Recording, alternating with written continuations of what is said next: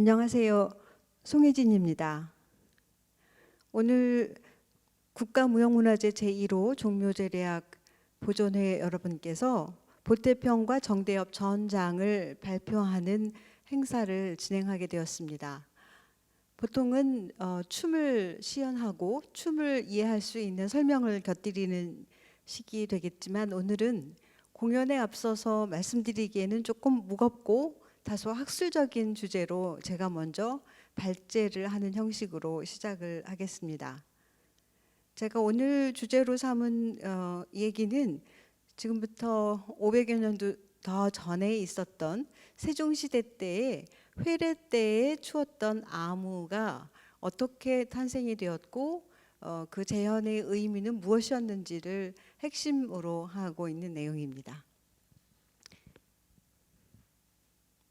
말씀드리려고 하는 주제는 우선은 아무라고 하는 용어를 썼고 아무란 무엇인가를 조금 살펴보려고 하고요. 이어서 조선에서는 이 아무가 어떻게 전승되었는지 그리고 15세기의 회례아무의 재현과 의의를 살피겠습니다. 그래서 대체로 아악은 어떻게 정비되고 활용되었는지 그리고 조선의 아악춤은 어떻게 탄생되었는지를 살펴보게 되는데요. 우선은 제가 국가무형문화재도 이제 종묘제례에서 춤을 일무라하고 보통 이 의례 때에 추는 춤을 일무라고 하는 것이 통용되고 있지만 굳이 아무라고 하는 조금 새로운 용어를 썼습니다. 그렇지만 이것은 제가 만든 용어가 아니고 전승되어 오는 과정이 옛날 문헌에서도 아악에 따르는 춤을 아무라고 일컬었던 적이 있고 또 일무에 비해서 범위가 좀 크기 때문에 아무라고 하는 용어를 써서 이 아무의 특징과 상징 등을 말씀드려 보려고 합니다. 아시다시피 아악은 악감으로 구성된 동북아시아 고유의 고전적인 음악 양식입니다. 아주 악감으로 구성된 동북아시아 고유의 고전 공연 양식입니다. 음악과 노래, 춤 이렇게 구성이 되어 있고 이 중에서 아무라 하면 그 악을 구성하고 있는 중요한 요소인데요. 아까 말씀드린 것처럼 일무라고 하지만 아무라고 하는 것이 조금 더 포괄적이어서 아무라고 하는 용어를 써서 준비를 했습니다. 아무는 기본 구성을 보면 행렬의 길고 짧음 그리고 손에 들고 추는 소도구의 개수로서 의례의 격을 나타내는 질서정연한 그리고 특히 그 정치적인 의미를 담고 있는 상징들을 이해해야 하는 춤이기도 합니다. 우선은 기본 구성 요소를 보면 몇 줄로 추는가, 손에는 몇 가지의 소도구를 들었는가, 그 다음에 어떤 주제로 춤을 추는가라고 하는 것이고 어떤 복식을 갖추느냐도 굉장히 중요합니다. 줄 수는 8줄, 6줄, 4줄, 2줄 이렇게 구분이 되어서 8일무, 6일무, 4일무, 2일무 이런 구분이 있었습니다. 그리고 보통 손에 상징적인 소도구를 들고 춤을 추게 되는데 춤의 대무와 소무로 구분하는 경우에 대무에서는 양손의 의무를 들고 소무에서는 한 손에만 소도구를 들고 그다음에 아무것도 들지 않고 맨손으로 추는 춤으로 구분이 되어 있었습니다. 그리고 아무는 그 춤을 혹은 음악을 노래를 받는 대상이 정치의 지도자였기 때문에 그 정치 지도자의 공덕을 칭송하고 찬양하여 올리는 그런 의미를 담고 있는데 그 핵심적인 주제는 정치의 대주제인 문과 무를 얼마나 잘했는가라고 하는 것이었습니다. 그러니까 무는 문명적이고 문화적인 측면이고 무는 국방과 안전 등을 잘해서 백성들이 편안하게 살 수 있었던 기틀을 마련한 그런 공덕을 주요 주제로 하고 있습니다. 그래서 특히 다른 일반적인 춤과 달리 아무에서는 행렬과 진퇴 작변이라고 하는 그 춤의 동작, 동선 이런 것이 굉장히 중요한데요. 옛날 문헌에 보면 이 춤의 핵심을 이렇게 짚어내고 있습니다. 백성을 즐겁게 다스린 자를 위한 춤은 줄이 길고 백성을 수고롭게 다스린 자를 위한 춤은 줄이 짧다. 행렬에서 발음을 얻고 나아가고 들어가는 진퇴의 동작에서 가지런함을 얻는다라고 하는 것을 이제 볼 수 있는데요. 그런 점에서 아무 일무의 핵심이 무엇이냐라고 했을 때 그 줄의 길이로서 그 의례의 격을 살필 수 있다는 점, 그리고 그 행렬과 동작에서 반듯하고 가지런함을 추구하는 것, 이 두 가지가 이 암호와 또는 그 일무의 핵심 주제라고 이해하시면 좋을 것 같습니다. 이런 춤은 중국 고대의 주나라 때에 이미 격을 갖추고 규범을 만들어서 전해오기 시작을 합니다. 그리고 그냥 그 아이디어로서 끝난 것이 아니라 이런 그 연행을 할 수 있는 모든 그 준비들이 잘 되어 있었고 또 문헌을 통해서도 기록이 되어 있었기 때문에 주나라가 멸망한 이후로도 후대의 정치가들은 주나라 때를 모범으로 삼아서 그것을 계속해서 잘 지켜나가려고 하는 노력을 합니다. 그러나 역사의 그 변천 과정에서 원형적인 것을 그대로 지킨다는 것은 어려움이 있었기 때문에 후대 사람들은 언제나 그 주나라 때의 모범적인 아과 아무가 무너졌다. 어떻게 하면 더 잘 보존할 것인가라고 하는 것을 큰 과제로 삼으면서 전승해왔던 역사를 알 수 있고요. 우리나라에서는 12세기에 북송의 휘종 황제가 아악을 선물로 주면서 처음으로 우리나라에서 시연이 되기 시작을 합니다. 그런데 불행하게도 수용 직후에 무신난이 일어나서 안으로 굉장히 정치적으로 어려워진 상황이 되고 계속되는 외침으로 국가 정세가 어려워졌기 때문에 아악과 아무의 올바른 전승, 온전한 전승은 굉장히 어려워지게 됩니다. 그리고 고려 말에 이르러서 원나라로부터 벗어난 후에 공민왕이 새로운 나라를 만들어 보겠다는 열망을 가지고 많은 일들을 했을 때 가장 처음에 했던 일 중에 하나가 예악으로 다스리는 나라 유교의 아악을 바로 세우는 일이었습니다. 그러나 역부족이었기 때문에 공민왕의 시도는 좋았지만 완성을 보지 못했고 그 상태가 조선으로 전해져 왔고 건국 초기부터 이것을 바로잡으려고 하는 뜻은 아주 컸지만 현실적으로 따라주지 않다가 세종대에 이르러서 아주 거대한 국가 차원의 음악 정비 사업이 추진됨으로써 역사상 전례 없었던 새로운 일들이 벌어지기 시작을 합니다. 그래서 세종 7년 이후에 세 단계에 걸쳐서 국가음악이 정비가 되고 오늘날에 이어지는 큰 전승의 기틀이 마련이 되게 됩니다. 이 과정에서 아악의 춤이 어떻게 전개되었는지를 회례아무를 중심으로 살펴보도록 하겠습니다. 1차적으로는 건국 초에 제례에 쓰는 아악이 완성이 될 무렵에 제례에 따르는 아무가 정리가 됩니다. 사실상 그 제례에 쓰는 아악이 정비된 것도 상당한 성과였기 때문에 그걸로써 마무리되는가 싶었는데요. 그렇게 말하자면 그 중국 고전에 충실하고 어디에 내놔도 꿀릴 것 없는 아악을 완성한 그 당시의 그 주도자들은 이것을 제례에만 쓰지 않고 국왕의 일반 의례 그리고 의례에 이어지는 연양에서도 아악을 쓰는 것이 훨씬 국격을 높이는 일이라고 생각을 했습니다. 그래서 그런 의례에서도 아악을 쓰면 어떨까라고 하는 제안을 하게 되고 이런 과정에서 그 제작팀과 그 다음에 국가의 지도자였던 세종과 다른 신하들의 의견이 굉장히 다양하게 부딪히고 또 많은 논의를 거쳐서 완성 단계에 이르게 되는데요.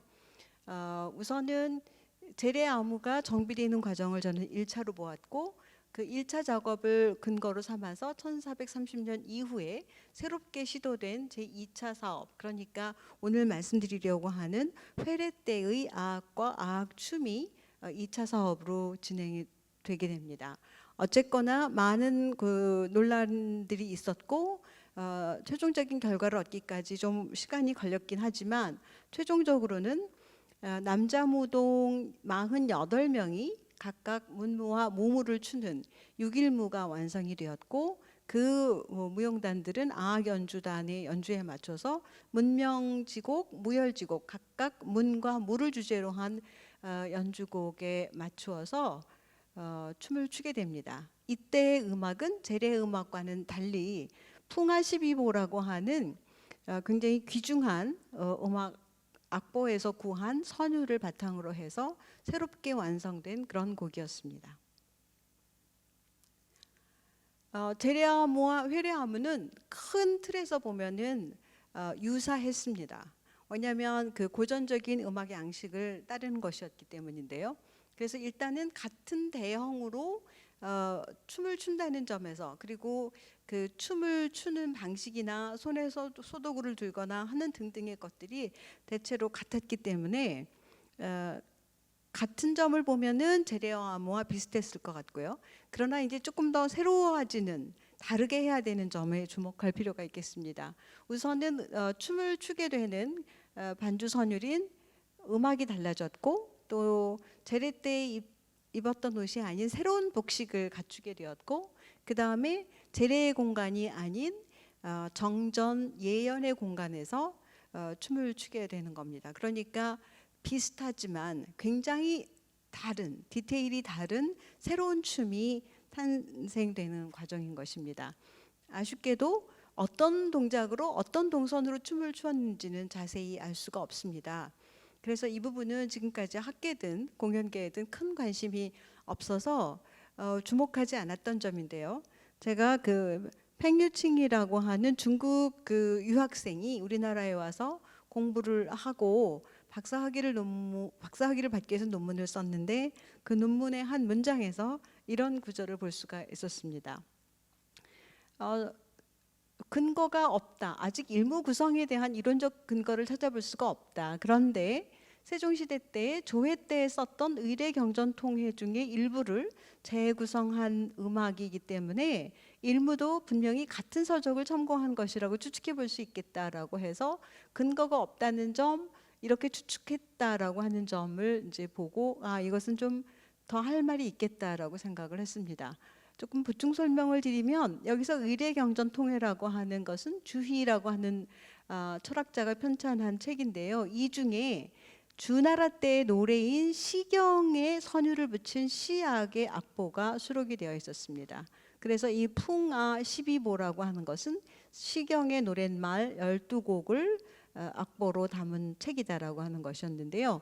아마도 이 당시에 국가음악 정비를 맡았던 프로젝트 팀에서는 참고할 만한 가장 귀중한 악보로 이것을 선정했던 것이라고 생각할 수 있습니다. 그래서 실제로 이 풍화 12보를 가지고 회례연에 사용될 음악을 만든 것은 사실인데요. 팽유칭 씨의 추측과는 달리 이 풍화 12보에는 악보만 있지 무보는 없습니다. 그래서 아쉽게도 이때 춤 동작이 중국 아무와 달랐는지 같았는지는 확인해 볼 길이 없습니다. 여기서 살펴보시면 이 책이 바로 그 의례경전통해의 시약이고, 이 노래들이 이렇게 기록이 되어 있는 건데요. 당시 그 제작 이 국가정비음악을 맡았던 팀에서는 이 자료들을 그대로 그냥 참고문헌 차원에서 덮어두지 않고, 굉장히 귀중한 자료이기 때문에 이 원본이 있는 내용들을 거의 그대로 베껴 써서 세종실록 악보에 수록을 하게 됐습니다. 그래서 우리가 지금도 그 악보를 볼 수가 있는데, 이것이 이제 그 문자, 그다음에 여기 청황, 남, 유빈 뭐 이런 식으로 그 음정을 적은 그런 악보입니다. 그리고 이런 악보를 이용해서 세종 때에는 조회에 사용되는 황종궁의 음악을 이렇게 악보화해서 상당히 많은 양의 악곡을 세종실록 악보에 수록을 하게 됩니다. 만약에 그 당시에 무보를 발견했더라면 이 실록에도 무보가 실려 있을 거라고 생각이 됐는데, 무보에 관한 자료는 지금까지 찾아볼 수가 없습니다.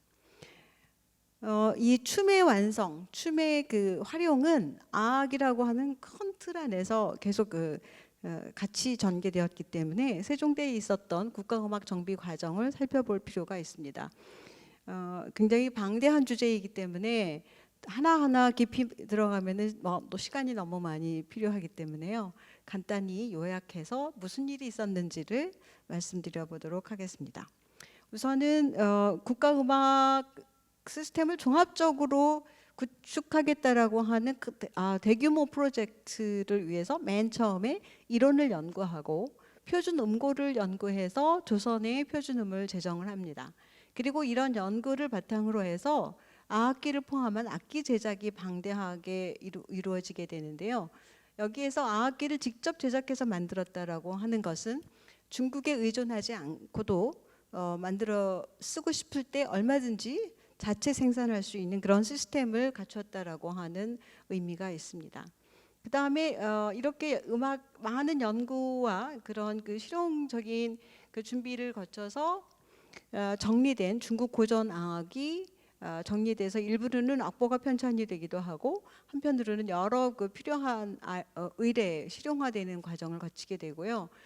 이런 1단계 그 2단계 시간을 거쳐서 세종 말년에는 이러한 것을 기반으로 해서 중국 것과는 다른 조선의 새로운 음악을 창제하게 되고 세종은 이 음악을 신악이라고 명명하고 발표합니다. 그리고 이 모든 것들을 기록하기 위해서 특별히 정간보라고 하는 기보법을 창안하고 이것을 근간으로 악보를 편찬하게 됩니다. 동시에 이런 공연을 종합적으로 실현할 수 있는 복식과 의물과 그다음에 이것을 연주하는 연주 양식 등이 체계를 갖추게 되는데요. 이 세종대에 있었던 국가음악 정비를 한마디로 말씀드리면 국가음악 시스템의 종합적인 완성이 이루어졌다 이렇게 말씀드릴 수가 있겠습니다.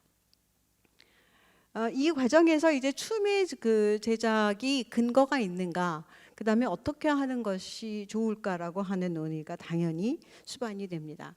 맨 처음에 확인되는 자료는 건국 직후 얼마 되지 않아서 종묘의 첫 번째로 제사를 지낼 때 정도전을 중심으로 한 몇몇 사람들이 아무를 정비했다라고 하는 기록이 있고 이때 문무와 모무가 있었으며 각기 사표를 두었다라고 하는 짧은 문장이 있습니다.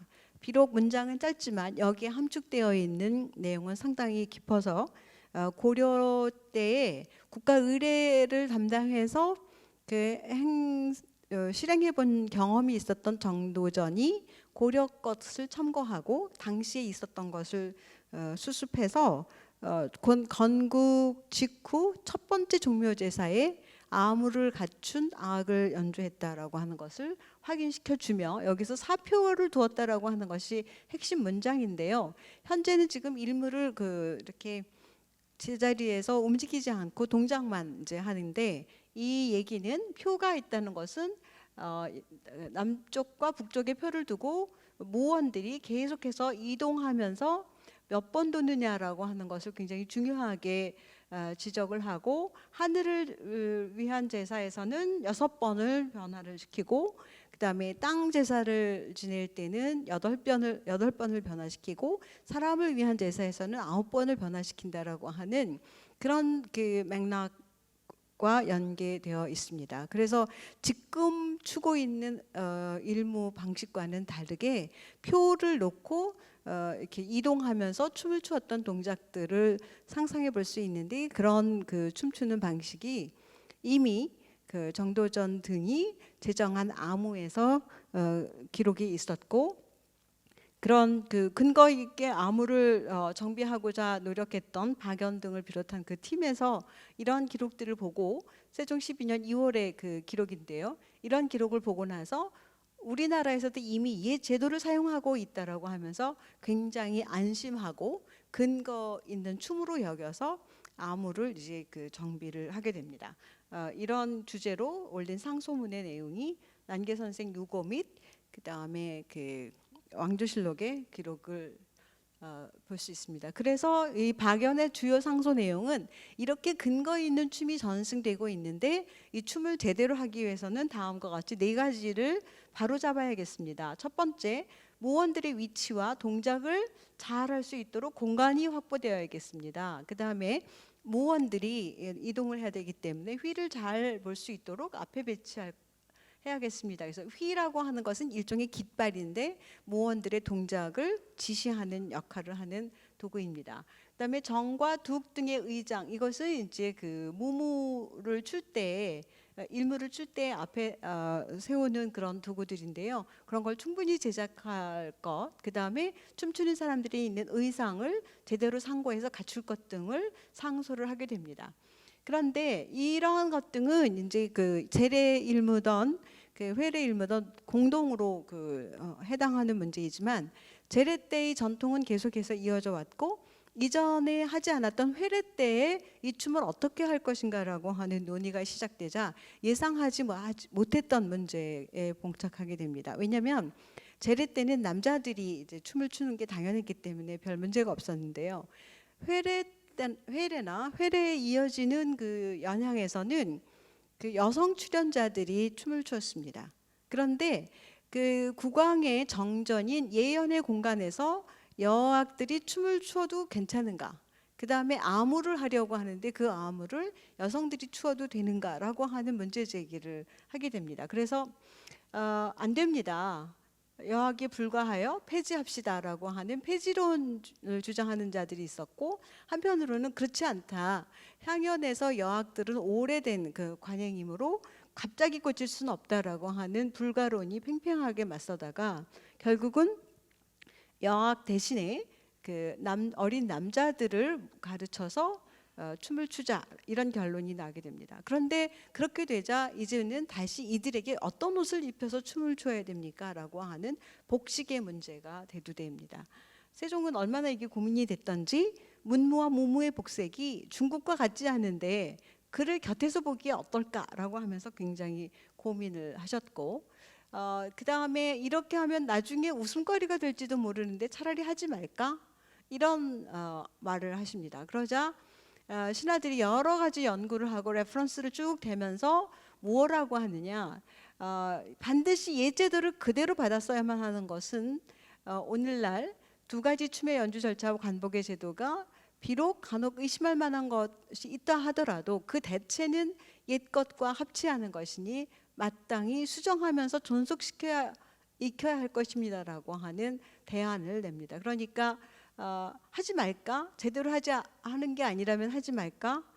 세종이 생각이고 신하들은 수정하면서 존속하는 것이 옳습니다라고 하면서 회례 때에 악과 아무를 갖추어서 시연하는 것을 계속 주장하게 됩니다. 이때 가장 음악팀도 고민이 있었고 춤 동작을 이제 가르치는 선생님들도 고민이 많으셨겠지만 가장 큰 고민은 의상팀이었다고 생각이 됩니다. 물론 팀이 따로 있지는 않았고 박연이 이 모든 것들을 주도하게 되는데요. 임금께서는 너무 의심이 많으셨기 때문에 잘못될까 봐 문헌을 조사해서 아뢰라. 그래서 신하들이 조사해서 아뢰입니다. 그러면 그림을 그려서 올리라. 그림을 그려서 올립니다. 그래서 어지간히 이해가 된 후로는 한번 제작하여 올리라 이렇게 명을 하고 제작하여 올린 후에 다시 검토하고 다시 만들라 이런 명을 이제 하시는 과정을 실록에서 볼 수가 있는데요. 얼마나 꼼꼼하게 모든 과정들을 하나하나 체크해 나갔는지를 알 수 있는 예들이고 그런 문장 중에 하나가 지금 여기에 예로 든 것들입니다. 그 중국의 역대 제도들을 다 조사해서 무엇을 입고 무슨 모자를 쓰고 무슨 바지를 입고 무슨 신발을 쓰고 하는 등등. 그 다음에 그 제사 때는 이렇게 하고 대궐 뜰에서 연주할 때는 이렇게 하고 하는 여러 사례들을 이제 보고를 하게 되는데요. 이런 문헌들을 다 대고도 뭐라고 하냐면 물품의 명칭만 있을 뿐 제도를 상세히 알 수가 없어서 새로 만들기 어렵습니다라고 하는 결론에 도달하게 되는 경우도 있었습니다. 그래서 조금 전에 보신 것처럼 연구하시오, 그림을 그려 보고하세요, 만들어 와 보세요, 다시 하세요 라고 하는 과정을 통해서 마침내 이런 그 문헌 속에 나오는 명칭과 설명들을 근거로 해서 연구하고 한 끝에 조선에서 이러한 복식들이 재현하게 됩니다. 그래서 머리, 모자, 그 다음에 겉옷, 하의, 벨트, 버선, 신발, 그 다음에 무무를 줄 때 사용하는 그 특별한 의상 부품 이런 것들까지 갖추게 되는데요. 이런 것들이 이렇게 그 악학개범에 자세히 그림과 글로 설명이 되어 있기 때문에 오늘날까지도 이런 것들을 만들어서 입을 수가 있게 되는 것이고, 뿐만 아니라 이렇게 갖추어서 완성이 된 후에 여기 보시면 그 세종실록의 가래설의 회례연도라고 하는 이 챕터에는 이 구성원들의 배치와 여기 연주자와 이 춤추는 사람들이 이렇게 배열되어 있는 것들이 아주 상세하게 도면으로 이제 그려져 있고, 그리고 이런 그 문문은 이렇게 배열되고 모문은 이렇게 배열되고 여기에는 그 의물들을 배치하고 방향은 이렇고 하는 등등의 기록들이 아주 상세히 남아 있습니다. 그리고 이것들은 지금 그 모물을 출 때 사용되는 의물들이고요. 이런 것들이 하나하나 아까 같은 과정을 거쳐서 완성됩니다.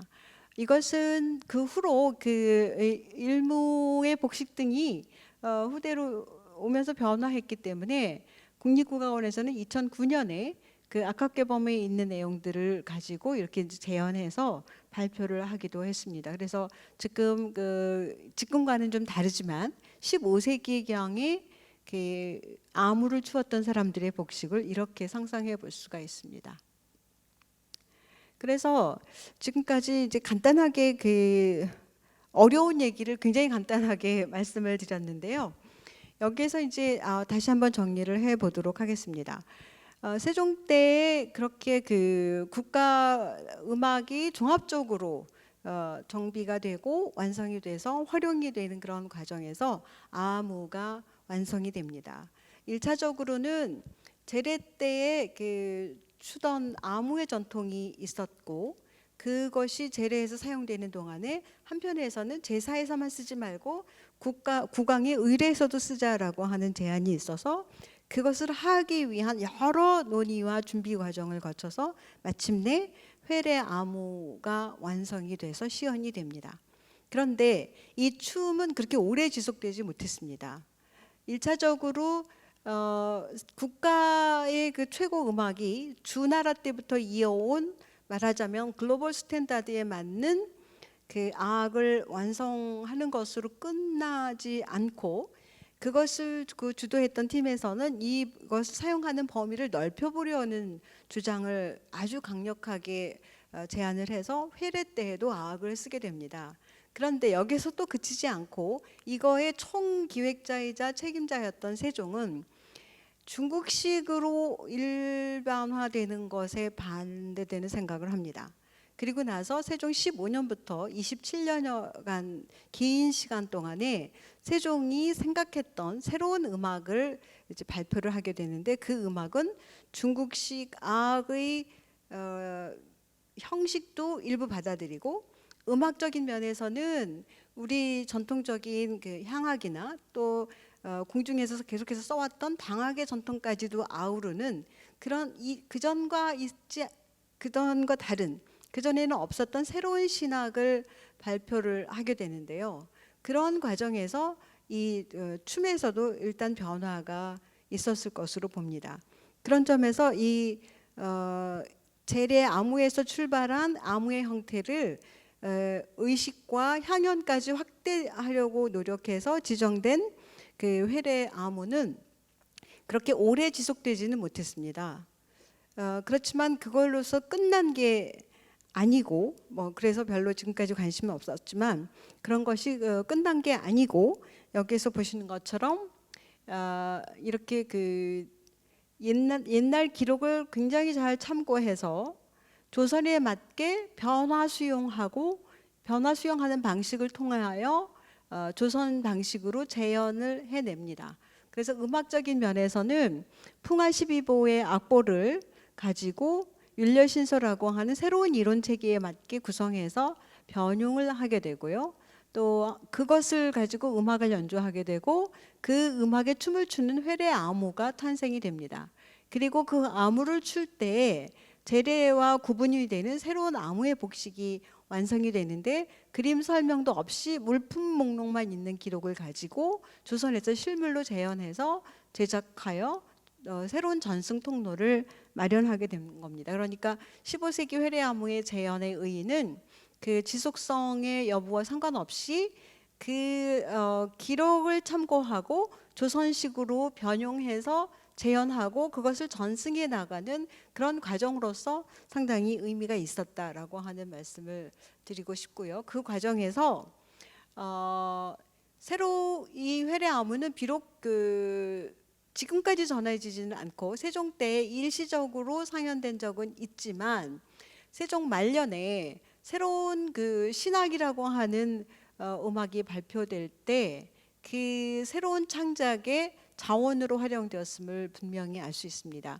이때 탄생한 작품들이 보태평 정대업, 그러니까 오늘날 종묘제례악으로 전승되고 있는 그 악곡인데요.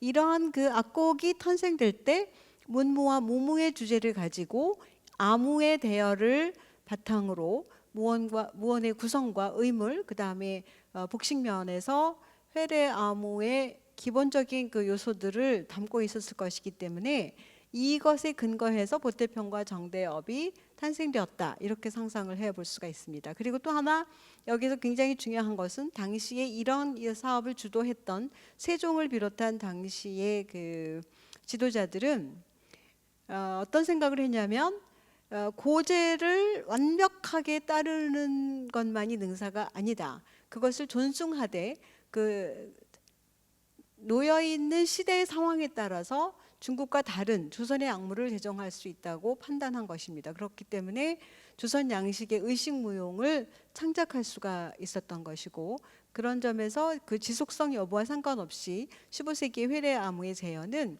조선의 아무 전승사에서 굉장히 중요한 전환기를 마련했다라고 하는 것이 제가 꼽고 싶은 의의입니다. 이로써 다소 좀 장황했지만 아무란 무엇이며 우리나라에서 어떻게 아무가 전승되었고, 특히 지금은 그 형태를 정확하게 알 수가 없지만 정대업 보태평에 남아있을 수 있는 15세기 회례아무의 재현 내용과 그 다음에 과정, 그리고 그 의의에 대해서 말씀을 드렸습니다. 이것으로 발표를 마치겠습니다.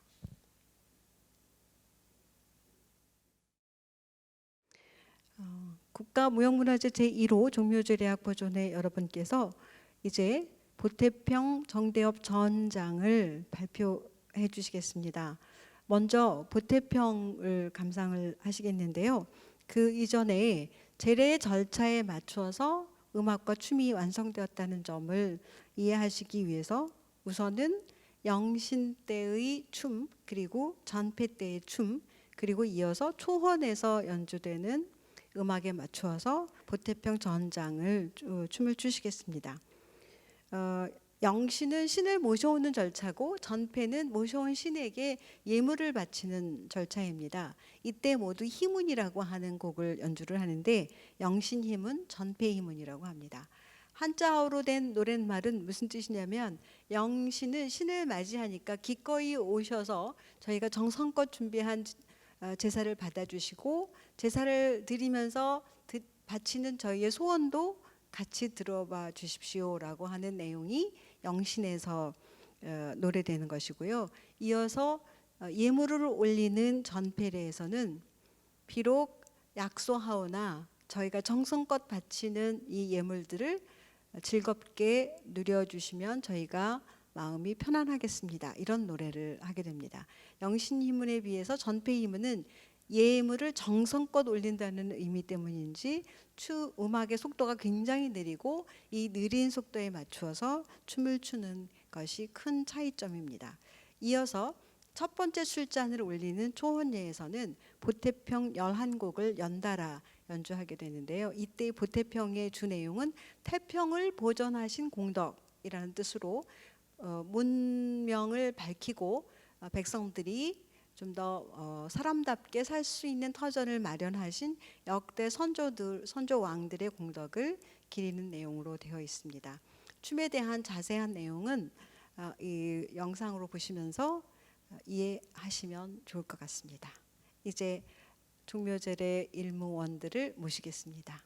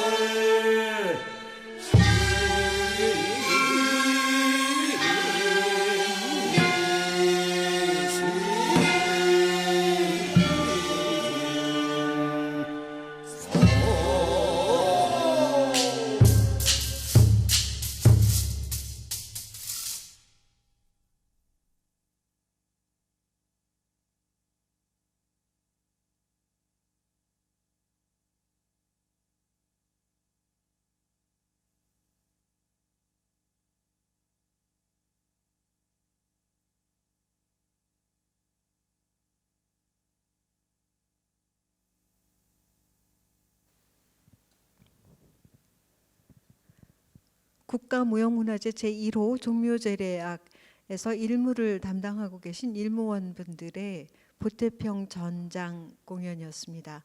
앞서서 영신예 그리고 전폐례 때 추는 춤을 앞서 보여주셨고요. 보태평 11곡의 춤을 보태평지악에 맞추어서 보여주셨는데, 사실 이거를 현장에서 이렇게 보시게 되면 정말 감동받지 않을 수가 없습니다. 그 음악도 웅장하고 그 음악에 맞추어서 질서정연하게, 그리고 아무의 기본이 발을 정, 가지런할 재, 정재라고 말씀드렸는데, 그 정재란 무엇인가 하는 것을 그대로 춤으로 보여주시는 분들입니다. 제가 생각해 봤는데 이런 춤을 이분들처럼 지속적으로 연습해서 몸소 보여주시는 분들이 전 역사상 몇 명이었을까라고 하는 엉뚱한 생각을 해봤습니다. 이것을 보면 순서가 틀렸는지 동작의 선우가 달라졌는지 하는 것을 알아볼 분들이 우리 국민들 중에 전공하신 분들도 제대로 알아보실 수가 없다는 생각이 드는데요. 누가 알아주든 알아주지 않든 예로부터 이어져 온 이 몸으로서 표현하는 우리의 정신문화 유산을 일무를 통해서 보여주시는 일무원들의 그 노력이 굉장히 가슴 뭉클할 정도로 감동적입니다. 이 감동을 이어서 보태평지무에 이은 정대협지무를 감상하시겠는데요. 이 춤은 종묘제례의 두 번째, 세 번째 술잔을 올리는 차례에서 시연이 됩니다. 보태평에서는 태평을 보존한 공덕, 문덕을 기리는 것이라면, 정대협에서는 대업을 정하신 공덕이라는 뜻으로 대업이란 국가를 새롭게 개창한 공덕입니다. 그리고 국가를 열어서 백성들이 편안하게 삶을 살 수 있도록 터전을 지켜주시는 공덕인데요. 그렇기 때문에 보태평지악에서는 들을 수 없었던 그 무인의 기상을 드러내는 태평소소리, 북소리 이런 것들이 음악에 들어가고, 그 음악에 맞춰서 추는 춤이기 때문에 춤사위도 사뭇 다른 것을, 춤사위가 사뭇 다르다는 것을 느끼실 수 있을 겁니다. 그리고 춤을 출 때는 문무를 출 때와 달리 손에 검을 들고 춤을 추는데요.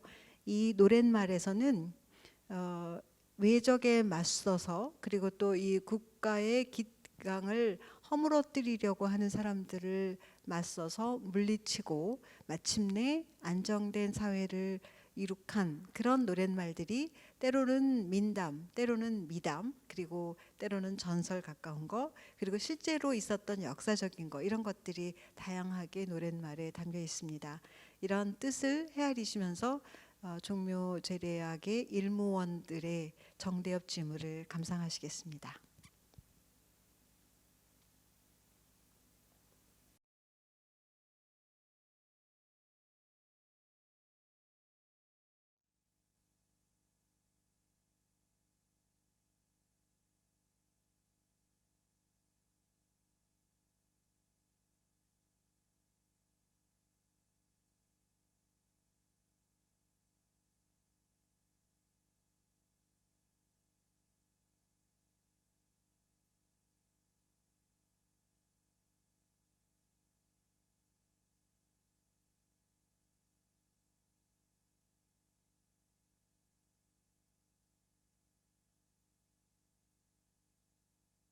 도